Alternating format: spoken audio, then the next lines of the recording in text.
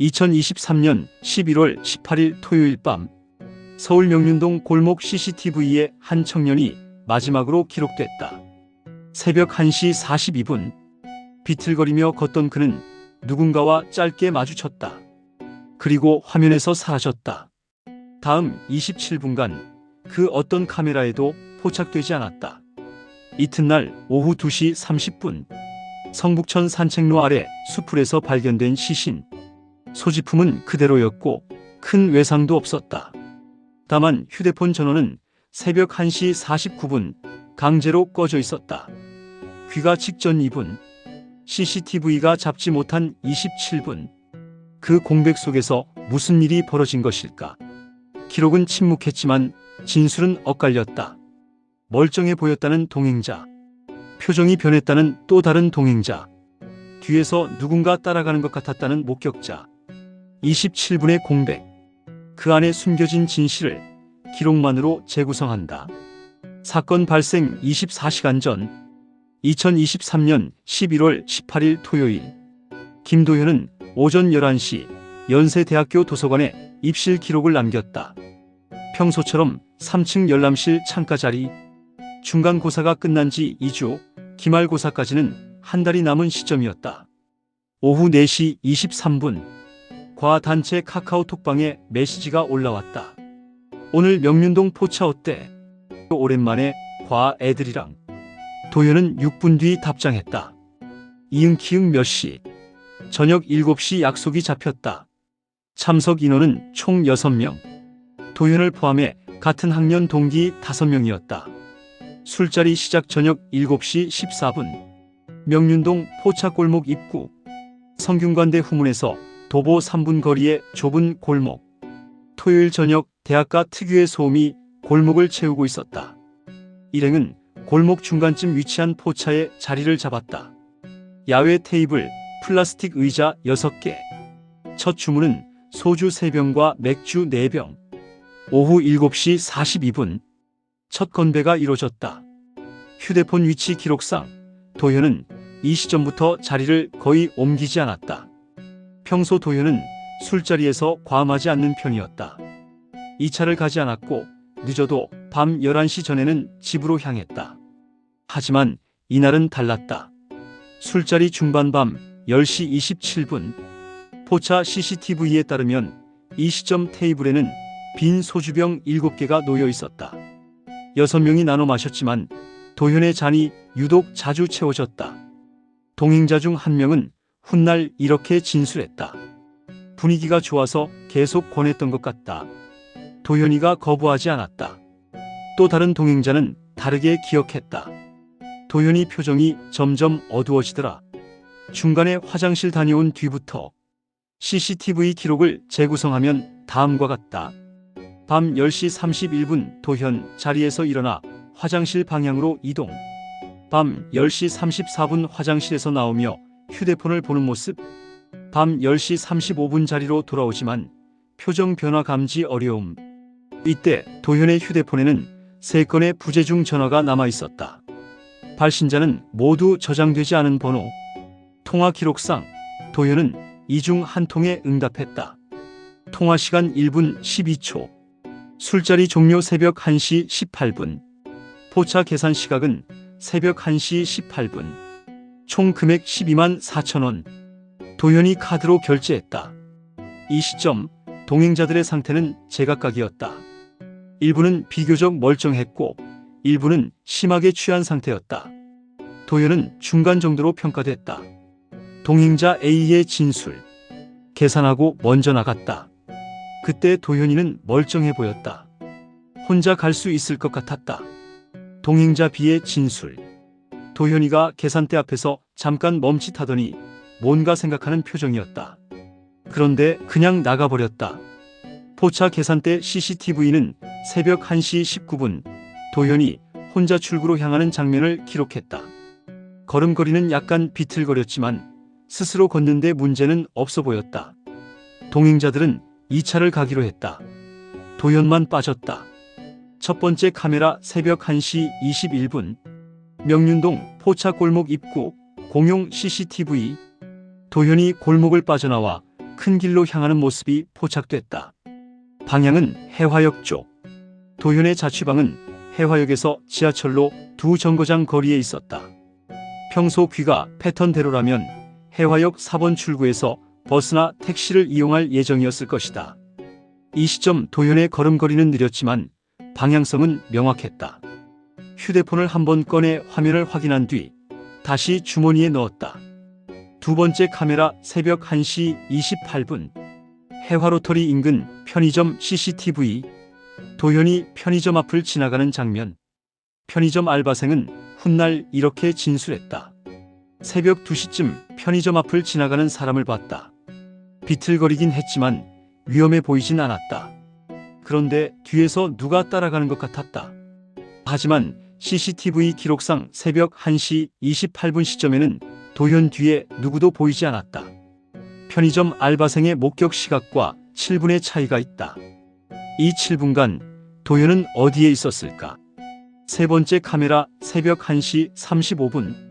해화역 4번 출구 인근 건물 외벽 보안 카메라. 도현이 횡단보도를 건너는 장면.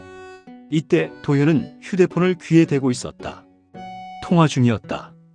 통신사 기록을 확인한 결과 새벽 1시 34분부터 1시 37분까지 3분간 통화 기록이 남아 있었다. 발신자 저장되지 않은 번호. 술자리 중 받았던 그 번호와 동일했다. 도현은 통화하며 걸었다. 표정은 CCTV 화질상 명확하게 판독되지 않았다. 네 번째 카메라 새벽 1시 42분. 해화역에서 성북천 방향으로 이어지는 좁은 골목. 이 카메라가 도현을 마지막으로 포착한 CCTV였다. 도현은 골목 안쪽으로 들어갔다. 성북천 산책로는 이 골목에서 도보 12분 거리. 하지만 평소 도현의 귀가 경로에 이 골목은 포함되지 않았다. CCTV는 이 순간을 기록했다. 도현이 걷다가 멈췄다. 그리고 누군가와 마주쳤다. 화면 왼쪽에서 나타난 실루엣. 키는 도현과 비슷했고 후드를 쓰고 있었다. 두 사람은 약 5초간 대치했다. 그리고 도현이 먼저 움직였다. 골목 안쪽으로 더 깊이 들어갔다. 후드를 쓴 인물도 따라 들어갔다. 27분의 공백이 시작된 순간이었다. CCTV 공백 구간 분석. 새벽 1시 42분부터 2시 9분까지. 이 시간대 도현의 행적을 포착한 카메라는 단 하나도 없었다. 경찰은 인근 CCTV 78대를 전수조사했다. 골목 안쪽, 성북천 산책로, 인근 주택가. 하지만 도현의 모습은 어디에도 기록되지 않았다. CCTV 공백 구간에는 두 가지 가능성이 존재했다. 첫째, 카메라 사각지대로만 이동했을 가능성. 둘째, 누군가 의도적으로 카메라를 피했을 가능성. 휴대폰 전원 종료 새벽 1시 49분. 통신사 기록에 따르면 도현의 휴대폰은 새벽 1시 49분을 마지막으로 기지국 신호가 끊겼다. 전원이 꺼졌거나 배터리가 방전됐거나 강제로 종료됐을 가능성. 도현의 휴대폰은 완전 충전 상태였다. 전날 밤 11시 기준 배터리 잔량 94%. 정상적으로 사용했다면 최소 12시간은 작동 가능한 상태였다. 새벽 1시 49분 시점. 마지막 기지국 위치는 성북천 인근이었다. 도현은 그곳에 있었다. 동행자 A의 진술. 도현이는 계산하고 먼저 나갔어요. 그때 멀쩡해 보였습니다. 혼자 갈 수 있을 것 같았어요. 저희는 2차 가려고 했고 도현이는 집에 간다고 했어요. 시각 새벽 1시 18분에서 1시 20분. 장소 포차 계산대 앞. 동행자 O는 도현이 술에 많이 취하지 않았다고 주장했다. 하지만 포차 CCTV를 보면 도현은 계산대 앞에서 약 12초간 멈춰 있었다. 카드를 꺼내는 동작이 평소보다 느렸다. 동행자 B의 진술. 도현이가 화장실 다녀온 뒤부터 표정이 달라졌어요. 누군가한테 전화 받더니 표정이 변했습니다. 제가 괜찮아 물었는데 고개만 끄덕이고 아무 말 안 하더라고요. 시각 밤 10시 35분경. 장소 포차 테이블. 동행자 B는 도현이 통화 후 기분이 가라앉았다고 기억했다. 하지만 동행자 A는 이 부분을 기억하지 못했다. 그냥 술 마시고 웃고 떠들었던 것 같은데. 동행자 C의 진술. 도현이가 중간에 먼저 갈게라고 말했어요. 그런데 저희 중 누구도 붙잡지 않았습니다. 다들 취해 있었고 도현이도 혼자 갈 수 있을 것 같았거든요. 시각 새벽 1시 18분경. 장소 포차 테이블. 동행자 C는 도현이 먼저 나간다고 명확히 말했다고 진술했다. 하지만 동행자 A는 도현이가 말없이 나갔다고 기억했다. 같은 순간 다른 기억?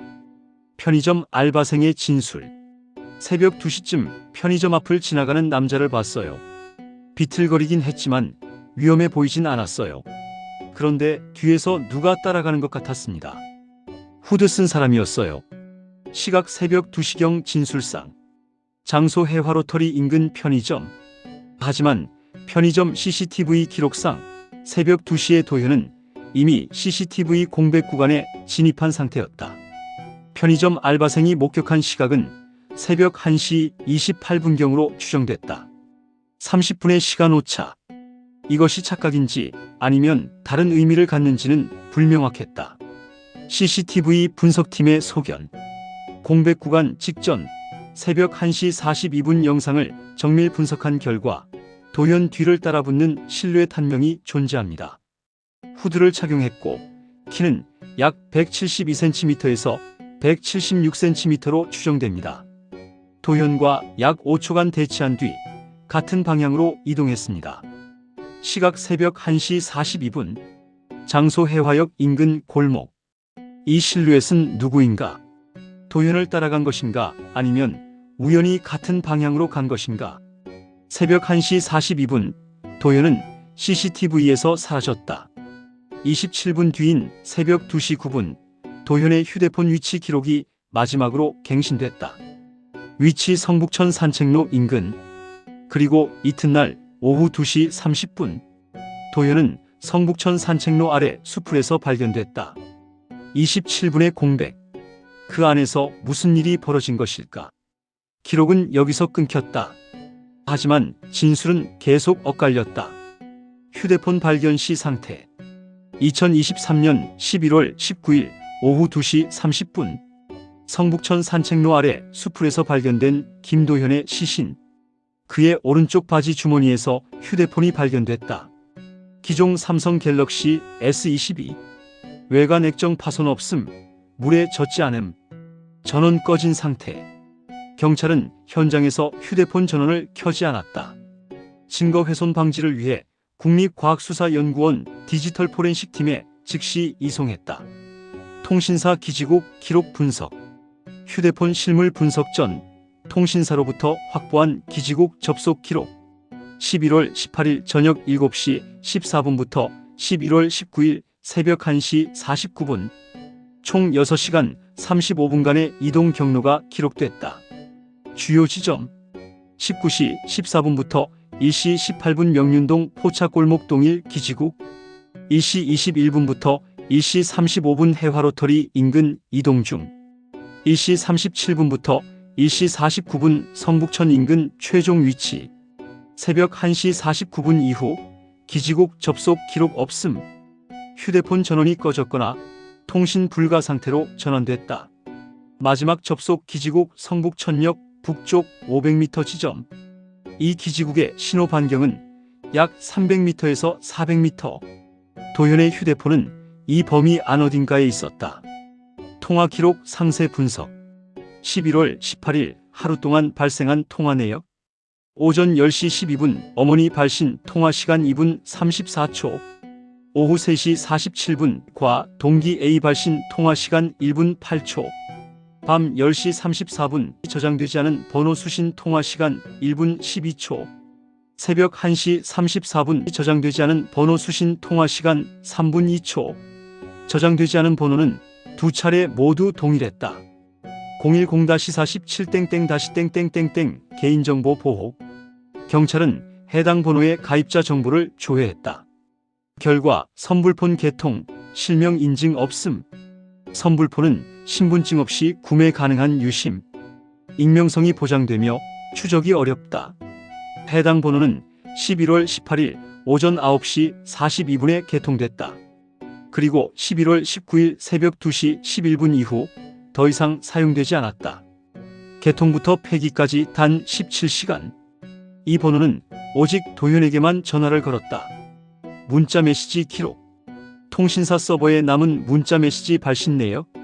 11월 18일 밤 10시 28분. 발신 저장되지 않은 번호 도현. 내용 나와. 11월 18일 밤 10시 31분. 발신 저장되지 않은 번호 도현. 내용 지금 안 나오면 후회할 거야. 도현은 이 메시지를 받은 직후 화장실로 향했다. 그리고 밤 10시 34분 해당 번호와 1분 12초간 통화했다. 통화 내용은 알 수 없다.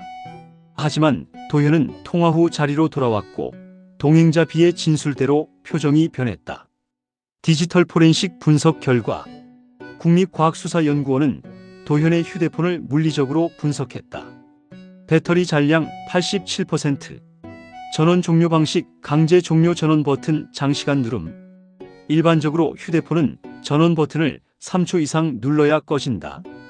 도현이 스스로 껐을 가능성, 혹은 누군가 도현의 휴대폰을 빼앗아 껐을 가능성. 그런데 포렌식팀은 더 중요한 것을 발견했다. 삭제된 메시지 복원 충격 포인트. 도현의 휴대폰 메모리를 복원한 결과 삭제된 메시지 내역이 발견됐다. 11월 18일 새벽 1시 44분 도현이 선불폰 번호로 발신한 메시지. 발송 완료 후 즉시 삭제됐다. 메시지 내용. 알았어. 거기서 만나자. 발송 시각 새벽 1시 44분. CCTV에서 도현이 후드 쓴 인물과 마주친 시각 새벽 1시 42분. 도현은 누군가와 마주친 뒤 2분 뒤 메시지를 보냈다. 그리고 그 메시지를 즉시 삭제했다. 거기서 만나자. 도현은 누군가와 약속을 했다. 그리고 그 약속 장소로 향했다. 마지막 앱 사용 기록. 휴대폰 사용 내역을 분석한 결과 마지막으로 실행된 앱. 새벽 1시 46분 네이버 지도. 검색 기록 성북천 산책로 입구. 도현은 성북천을 검색했다. 그곳이 어디인지 몰랐다는 뜻이다. 평소 도현의 이동 경로에 성북천은 포함되지 않았다. 하지만 새벽 1시 46분 도현은 스스로 그곳을 검색했다. 누군가 그곳으로 오라고 했고 도현은 길을 찾았다. 마지막 통신 기록 종합. 새벽 1시 49분 도현의 휴대폰은 성북천 인근 기지국에 마지막 신호를 남긴 뒤 꺼졌다. 그 순간까지 도현은 살아있었다. 걷고 있었고 휴대폰을 사용하고 있었다. 그리고 3분 뒤 모든 신호가 사라졌다. 신고 접수. 11월 19일 오후 2시 17분 성북천 산책로에 사람이 쓰러져 있어요. 신고자는 산책 중이던 60대 여성. 장소 성북천 산책로 북쪽 구간 다리 아래 수풀 지역. 119 구급대가 현장에 도착한 시각 오후 2시 24분. 경찰 도착 시각 오후 2시 28분. 현장 상황. 발견 위치. 성북천 산책로 다리 아래 수풀이 우거진 비탈면. 고도. 산책로 포장도로보다 약 3m 아래. 접근성. 산책로에서 직접 보이지 않음. 수풀을 헤치고 들어가야 함. 시신의 자세. 반듯하게 누운 상태. 머리 방향 북쪽. 팔 위치. 양팔 몸 옆에 가지런히 놓임. 자연스럽지 않은 자세였다. 사람이 스스로 쓰러졌을 때 팔은 무작위로 놓인다. 하지만 도현의 팔은 마치 누군가 정리한 것처럼 가지런했다. 소지품 확인. 도현이 착용하고 있던 물품. 검은색 패딩 점퍼 손상 없음. 청바지 무릎 부분 약간 더러움. 운동화 양쪽 신발끈 느슨하게 풀려 있음. 휴대폰 오른쪽 바지 주머니. 지갑 뒷주머니 현금 43,000원 그대로. 분실된 물품 없음. 신발끈의 의미. 도현의 운동화 끈은 양쪽 모두 느슨하게 풀려 있었다. 완전히 풀린 것은 아니고 매듭이 헐거워진 상태. 법의학 자문 결과 신발끈이 양쪽 모두 느슨해진 것은 두 가지 상황을 암시합니다. 첫째, 장시간 걸었거나 달렸을 경우, 둘째, 누군가 끌려갔을 경우. 도현은 새벽 1시 42분부터 1시 49분까지 7분간 이동했다.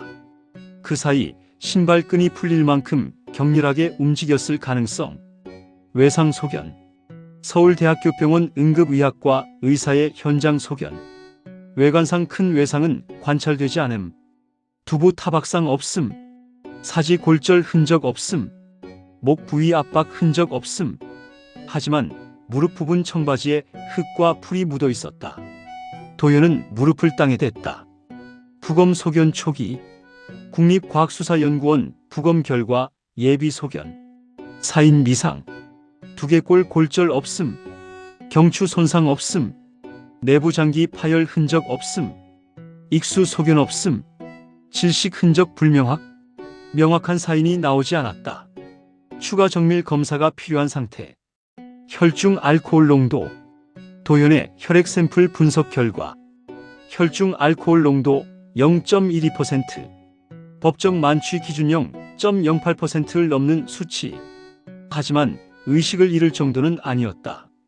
술자리에서 소주 7병을 6명이 나눠 마셨고 도현이 많이 마신 편이었다. 혈중 알코올 수치는 술자리 상황과 일치했다. 위 내용물 분석. 도현의 위 속에서 발견된 내용물. 소주, 삼겹살, 소화되지 않은 음식물, 소화 진행도를 분석한 결과 마지막 식사 후 약 2시간에서 3시간 경과. 술자리 종료 시각 새벽 1시 18분과 대략 일치. 특이사항 위 내용물에서 약물 성분 검출되지 않음. 도현은 수면제나 신경안정제를 복용하지 않았다. 외부에서 약물을 투여받은 흔적도 없었다. 발견 지점과 마지막 위치의 괴리. 도현의 휴대폰 마지막 위치 성북천역 북쪽 500m. 도현의 시신 발견 지점 성북천 산책로 북쪽 구간. 두 지점은 약 180m 떨어져 있었다. 새벽 1시 49분 도현의 휴대폰은 여기 있었다. 하지만 도현의 시신은 180m 떨어진 곳에서 발견됐다. 휴대폰 전원이 꺼진 뒤 도현은 180m를 더 이동했다. 혹은 누군가 도현을 옮겼다. 사망 추정 시각. 법의학 전문가의 시신 부패 상태 분석. 시반 형성 정도로 볼 때 사망 후 약 4시 30분 사이로 추정. 도현이 마지막으로 CCTV에 포착된 시각 새벽 1시 42분. 휴대폰 전원이 꺼진 시각 새벽 1시 49분. 사망 추정 시각과 일치했다. 도현은 새벽 1시 49분 이후 몇 시간 안에 사망했다. 시나리오 1 단순 사고사. 가설. 도현이 술에 취한 상태로 성북천을 혼자 걷다가 비탈면에서 미끄러져 추락했다. 근거. 혈중 알코올 농도 0.12% 만취 상태. 신발끈이 느슨하게 풀려 있었음. 무릎에 흙과 풀이 묻어 있었음. 성북천 산책로는 야간 조명이 어두운 편. 반론. 추락 시 발생하는 타박상이나 골절이 없었음. 발견된 위치는 산책로에서 3m 아래 수풀을 헤치고 들어가야 하는 곳. 팔이 가지런히 정리된 자세는 자연스러운 추락 후 자세가 아님. 휴대폰을 스스로 꺼야 할 이유가 없음. 법의학 자문 의견.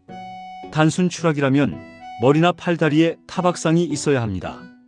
하지만 도현에게는 그런 흔적이 없었습니다. 무릎에 흙은 추락이 아니라 무릎을 꿇었을 때 생기는 패턴입니다. 시나리오 2 외부 개입. 가설. 도현이 누군가와 만나기 위해 성북천으로 갔고 그곳에서 사건이 발생했다. 근거. 선불폰으로 2회 통화. 도현을 특정 장소로 유인. 삭제된 메시지 알았어. 거기서 만나자. CCTV에 포착된 후드 쓴 인물. 휴대폰 강제 종료. 팔이 가지런히 정리된 자세 사후 이동 가능성. 반론. 명확한 폭행 흔적이 없음. 목 부위 압박 흔적 없음. 약물 투여 흔적 없음. 소지품이 그대로 남아있음 강도 목적 아님. 범죄 심리 전문가 의견. 선불폰을 사용했다는 것은 익명성을 유지하려는 의도입니다.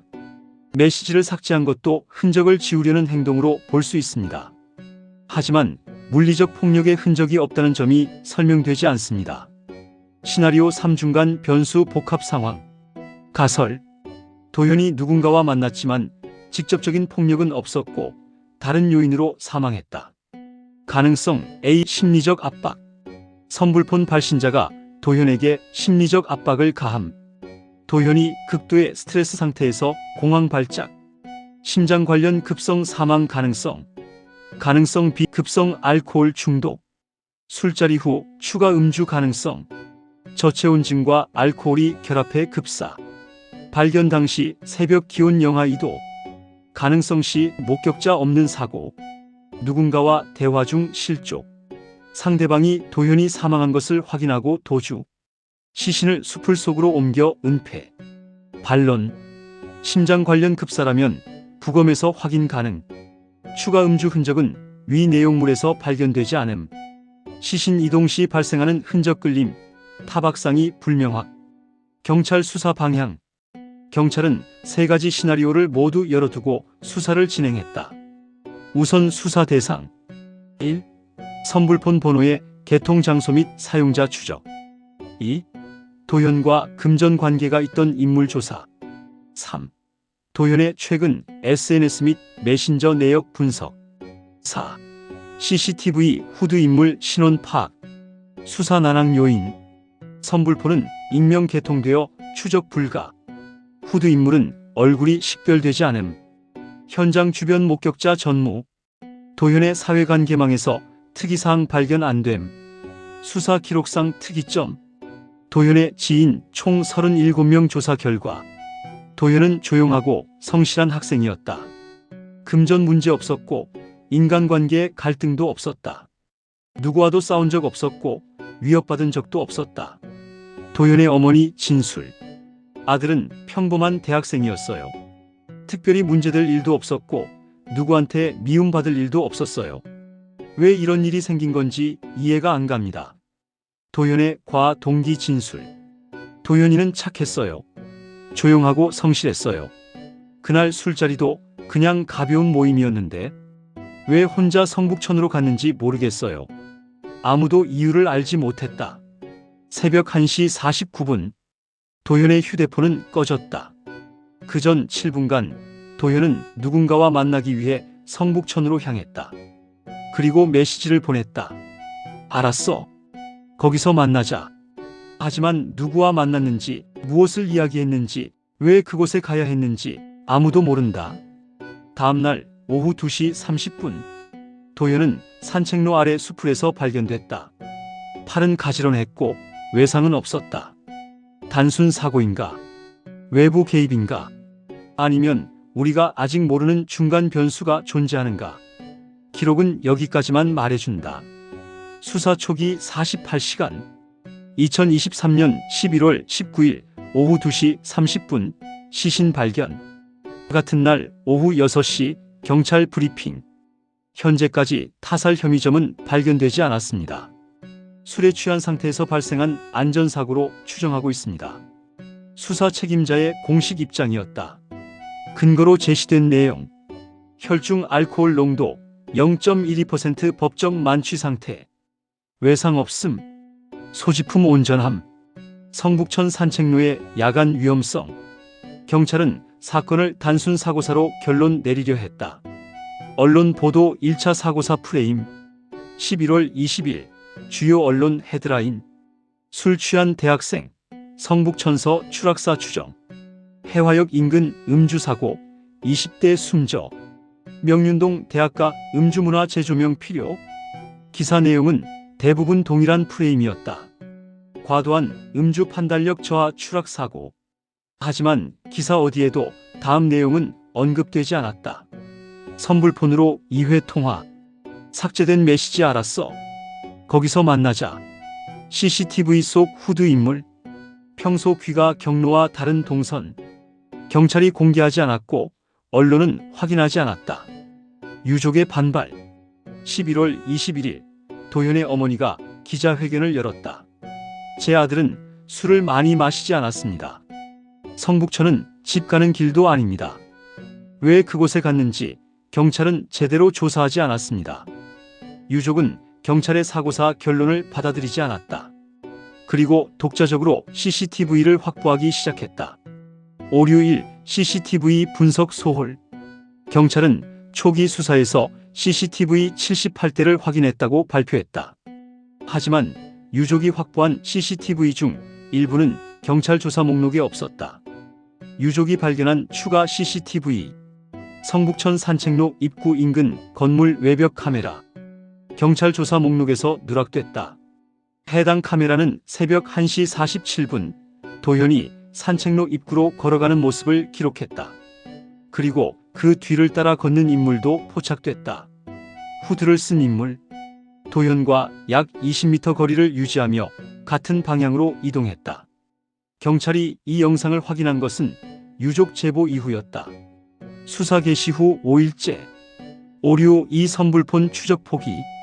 경찰은 선불폰 번호를 확인한 뒤 추적 불가능이라고 판단했다. 실명 인증 없이 개통됐기 때문. 하지만 선불폰도 개통 시 IMEI 기기 고유 번호가 기록된다. 그리고 개통 장소의 CCTV를 확인하면 구매자를 특정할 수 있다. 유족 측 변호인은 이를 지적했다. 선불폰은 11월 18일 오전 9시 42분 종로구 모 통신매장에서 개통됐습니다. 해당 매장의 CCTV를 확인하면 구매자를 찾을 수 있습니다. 왜 경찰은 이를 시도하지 않았습니까? 경찰은 답하지 않았다. 오류 3 동행자 진술 교차 검증 부재. 경찰은 술자리 동행자 5명을 각각 조사했다. 하지만 진술의 충돌 지점을 교차 검증하지 않았다. 동행자 A 도현이는 멀쩡했다. 동행자 B 도현이는 표정이 변했다. 동행자 C 도현이가 먼저 간다고 말했다. 세 사람의 진술은 서로 달랐다. 하지만 경찰은 술자리 분위기상 기억이 다를 수 있다며 넘어갔다. 동행자들을 동시에 대질 조사하지 않았다. 진술 모순을 해소하려는 시도가 없었다. 언론 보도 2차 의혹 프레임 전환. 11월 25일 유족의 기자회견 이후 언론 보도가 바뀌었다. 대학생 의문사, 경찰 수사 미흡 논란, 선불폰 통화 기록 확인됐으나 추적 안 해, CCTV 속 후드 인물, 정체 여전히 오리무중. 여론이 들끓었다. 경찰은 재수사를 발표했다. 재수사 착수 11월 27일. 경찰은 수사팀을 재편했다. 강력계 형사 8명이 투입됐다. 재수사 핵심 과제 1. 선불폰 개통 매장 CCTV 확보. 2. 후드 인물 신원 파악. 3. 동행자 재조사 및 대질 신문. 4. 도현의 최근 3개월 SNS 메신저 전수 분석. 하지만 이미 9일이 지난 뒤였다. 선불폰 개통 매장의 CCTV는 7일 보관 후 자동 삭제됐다. 가장 중요한 단서가 사라졌다. 수사 공백이 남긴 것. 경찰의 초기 판단 오류는 결정적이었다. 사고사로 결론 내리려 한 48시간. 그 시간 동안 CCTV는 삭제됐고 목격자 기억은 흐려졌다. 만약 경찰이 첫날부터 선불폰을 추적했다면, 만약 CCTV를 빠짐없이 확보했다면, 만약 동행자 진술을 교차 검증했다면 진실은 달라졌을까? 기록은 침묵한다. 새벽 1시 42분 골목 입구. 해화역에서 성북천 방향으로 이어지는 좁은 골목. CCTV가 마지막으로 도현을 포착한 순간 도현은 비틀거리며 걷고 있었다. 혈중 알코올 농도 0.12%. 걸음은 느렸지만 방향은 명확했다. 그때 화면 왼쪽에서 인물이 나타났다. 후드를 쓴 채 얼굴을 가렸다. 두 사람은 약 5초간 멈춰 섰다. 대화는 없었다. 혹은 CCTV 음성이 기록되지 않아 알 수 없다. 도현이 먼저 움직였다. 골목 안쪽으로 더 깊이 들어갔다. 후드 인물도 따라 들어갔다. 카메라 사각지대로 사라졌다. 새벽 1시 44분 메시지 발송. 도현의 휴대폰에서 메시지가 발송됐다. 수신자 선불폰 번호. 내용 알았어. 거기서 만나자. 발송 2분 뒤 도현은 이 메시지를 삭제했다. 이 메시지는 무엇을 의미하는가? 도현은 누군가와 약속을 했다. 그리고 그 약속 장소는 거기였다. 거기는 어디인가? 새벽 1시 46분 지도 검색. 도현은 네이버 지도를 실행했다. 검색어 성북천 산책로 입구. 도현은 성북천을 몰랐다. 평소 가본 적 없는 곳이었다. 하지만 누군가 그곳으로 오라고 했고 도현은 길을 찾았다. 검색 결과 현재 위치에서 도보 7분. 도현은 걷기 시작했다. 새벽 1시 47분 추가 CCTV 유족 확보본. 성북천 산책로 입구 인근 건물 외벽 카메라. 도현이 산책로 입구를 향해 걷고 있었다. 뒤에서 20m 떨어진 곳 후드 인물이 따라왔다. 도현은 뒤를 돌아보지 않았다. 후드 인물의 존재를 알고 있었는지 혹은 몰랐는지 알 수 없다. 두 사람은 같은 방향으로 걸었다. 새벽 1시 49분 마지막 신호. 도현의 휴대폰이 기지국에 마지막 신호를 보냈다. 위치 성북천역 북쪽 500m. 그리고 전원이 꺼졌다. 강제 종료? 누가 껐는가? 도현 스스로인가? 아니면 다른 누군가인가? 새벽 1시 49분에서 2시 9분 공백. 20분간의 기록 공백. 이 시간 동안 무슨 일이 벌어졌는가? 가능성 1. 도현이 누군가를 만났다. 대화가 오갔다. 그리고 무언가 발생했다. 가능성 2. 도현이 혼자 산책로를 걷다가 쓰러졌다. 후드 인물은 우연히 같은 길을 걷던 행인이었다. 가능성 3. 도현이 성북천에 도착했지만 약속한 사람은 나타나지 않았다. 도현은 기다리다가 저체온증으로 쓰러졌다. 기록이 없다. 증거가 없다. 목격자도 없다. 오전 중 어느 시각 시신 이동. 법의학 분석에 따르면 도현의 팔은 사후 정리됐을 가능성이 높다. 자연스럽게 쓰러진 자세가 아니었다. 누군가 도현의 시신을 발견했다. 그리고 산책로에서 3m 아래 수풀로 옮겼다. 왜인가? 발견을 늦추기 위해서. 산책로 위에 시신이 있었다면 새벽부터 발견됐을 것이다. 하지만 수풀 속에 숨겨졌기에 오후 2시까지 발견되지 않았다. 10시간의 시간 벌기. 재구성 불가능 지점. CCTV는 새벽 1시 42분까지만 기록했다. 휴대폰은 새벽 1시 49분에 꺼졌다. 시신은 다음날 오후 2시 30분에 발견됐다. 그 사이 12시간 41분. 무슨 일이 있었는지 누구도 모른다. 도현이 마지막으로 만난 사람은 누구인가? 선불폰을 개통한 사람은 누구인가? 후드를 쓴 인물은 누구인가? 아무도 알지 못한다. 마지막 장면 추론 기반. 새벽 1시 49분. 성북천 산책로.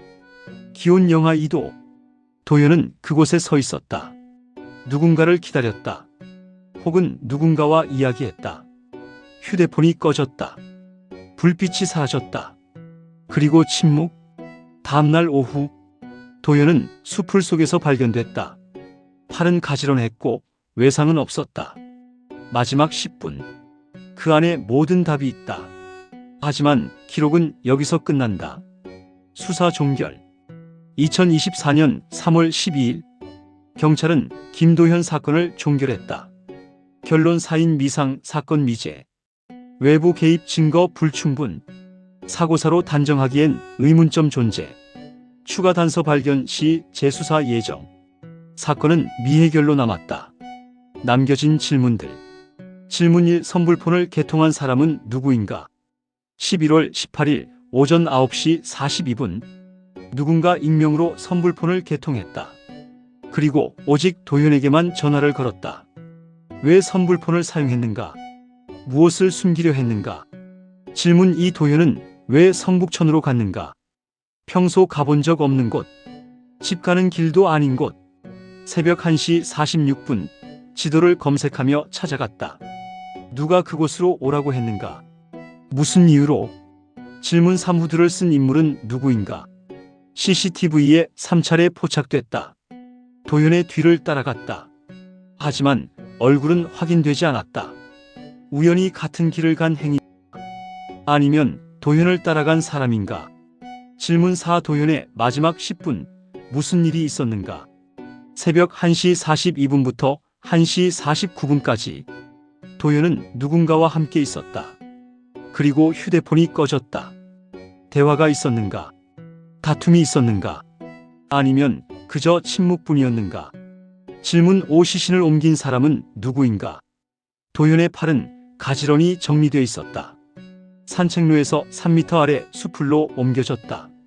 발견을 늦추려 했다. 왜인가? 1년 후 2024년 11월 18일 도현이 사라진 지 정확히 1년. 성북천 산책로에는 작은 추모비가 세워졌다. 유족과 친구들이 매년 이곳을 찾는다. 김도현을 기억합니다. 2001년 3월 15일부터 2023년 11월 19일. 진실은 아직 밝혀지지 않았다. 당신의 생각은? 이 사건을 기록만으로 재구성했다. CCTV, 통신 기록, 부검 소견, 진술. 감정을 배제하고 사실만 나열했다. 하지만 여전히 답할 수 없는 질문들이 남았다. 당신은 어떻게 생각하는가? 도현은 왜 성북천으로 갔을까? 누가 선불폰으로 전화를 걸었을까? 마지막 10분, 그곳에서 무슨 일이 있었을까? 댓글로 의견을 남겨주길 바란다. 함께 이 사건을 다시 생각해보자. 다음 이야기. 사건의 재구성은 기록이 말하지 못하는 진실을 찾는다. 다음 이야기도 준비 중이다. 또 다른 27분의 공백. 또 다른 미해결의 기록. 이 채널이 다루는 사건들에 관심이 있다면 구독 버튼을 눌러주길 바란다. 그리고 이 사건이 더 많은 사람에게 알려져야 한다고 생각한다면 좋아요를 눌러주길 바란다. 우리가 기억하는 한 사건은 끝나지 않는다.